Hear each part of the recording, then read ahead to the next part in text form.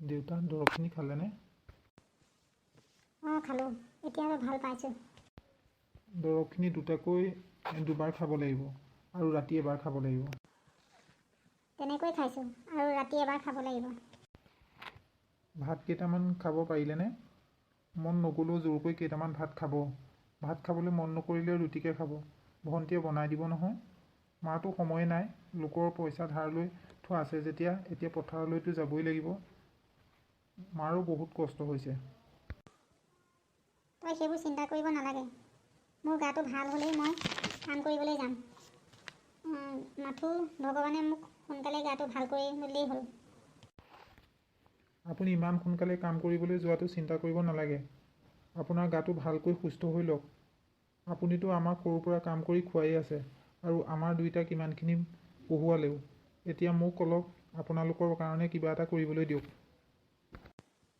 নাই বাবা, তই এতিয়া আমাৰ কাৰণে একো কৰিব নালাগে। তই ভালদৰে পঢ়া শুনা কৰ। তোৰ পৰীক্ষা পালেহিয়ে নহয়। তই BA টো ভালকৈ পাছ কৰিব লাগিব। তেতিয়াহে চাকৰি ক'ৰবাত ইণ্টাৰভিউ ওলালে দিবলৈ সুবিধা হ'ব। পঢ়া শুনাটো মই কৰিয়ে থাকিম। কলেজৰ পৰা আহি মই আবেলি সময়টো এনেই থাকোঁ। সেই আজৰি সময়তে মই দুটামান টিউশ্যন ঠিক কৰিছোঁ। সেই সময়ত ওলাই যোৱাও হ'ব আৰু টিউশ্যন দুটা কৰাও হ'ব। এনেই আবেলি সময়টো আড্ডা মাৰিহি থকাহে হয়। তই পিছে এইটো বেয়া কথা ভবা নাই। টিউশ্যন কৰিলে নিজৰো বহুত জ্ঞান বাঢ়ে। সৰুতে পঢ়া বহুত সৰু সৰু প্ৰশ্নৰ উত্তৰ মনলৈ আহে। মই অৱশ্যে চিন্তাটো বেয়া শুনা নাই। মাথো তই পইচা হাতত পৰিলে নিজৰ পঢ়া শুনাটো বাদ নিদিবি। টিউশ্যন কাৰ ঘৰত ঠিক কৰিছ? এটা যদুৰামৰ ঘৰত আৰু এটা বেনুৰ ঘৰত। মোক দুয়োজনৰে ল'ৰা ছোৱালীকেইটা পঢ়ুৱাই দিবলৈ কেতিয়াবাৰ পৰাই কৈ আছিল। মইহে মন কৰা নাছিলোঁ। পিছে আজি দুয়ো ঘৰতে কলেজৰ পৰা আহোঁতে সোমাই কৈ থৈ আহিলোঁ। দুয়োজনে বৰ ভাল পাইছে। তুমি এতিয়া অলপ জিৰণি লোৱা দেউতা, মই যাওঁ। ল'ৰাটো বহুত বুজা হ'ল। ভগৱান তোমাক অশেষ ধন্যবাদ। মাকজনীহে এনেই বলকি থাকে। এতিয়া সি ঘৰখনৰ কাৰণে কিমান চিন্তা কৰিছে। বয়স যেতিয়া ল'ৰা ছোৱালী কিছুমান সমস্যাৰ সন্মুখীন হয় তেতিয়া কিছুমান কথা নিজেই বুজিব পৰা হয়। তাৰ কথাকেইটা শুনি আজি মোৰ মনটো বহুত ভাল লাগিছে। মই টিউশ্যন কৰিম বুলি কোৱাত দেউতাই মনটোত বৰ ভাল পাইছে। মাৰহে বৰ কষ্ট হৈছে।